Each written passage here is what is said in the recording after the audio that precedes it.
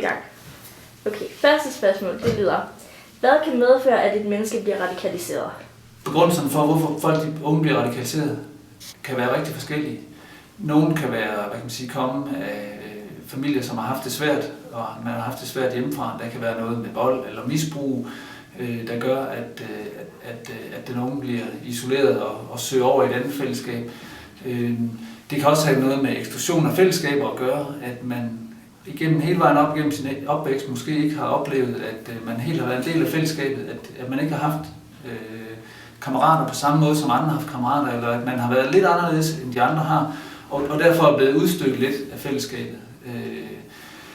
Der kan også være nogle andre grunde, altså at man bliver fanget ind af et fællesskab. Så der kan være rigtig mange forskellige grunde til, at unge de ender som radikaliseret. Det er den erfaring, vi har. Er der nogen sådan mennesker, der er i særlig fare for at blive radikaliseret? Ja, altså det psykologerne siger, det er, at det kan være for eksempel tabet af en faderfigur. Det, at man mister en far, det kan faktisk være med til at betyde en øget risiko for radikalisering. Men som jeg sagde før, det kan også være tab af fællesskab. Det kan være, at man har været udsat for nogle voldsomme ting i sin opvækst.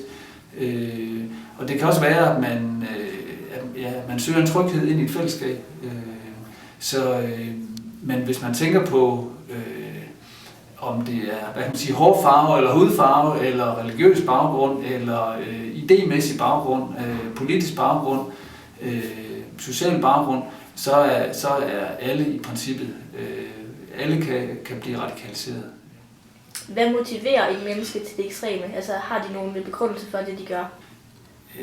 Det er svært at sige, hvad der motiverer, men altså nogle af de problemer, vi identificerer med unge, der bliver radikaliseret, det kan være online, at man søger ind i nogle fællesskaber der. Det kan være altså politiske fællesskaber, det kan være i forhold til nynazisme, det kan også være religiøst, det kan være nogen, der i den grad altså bliver så fanget af miljøspørgsmålet, at de faktisk griber til ulovligheder for at kæmpe for et godt miljø. Det er også en form for radikalisering.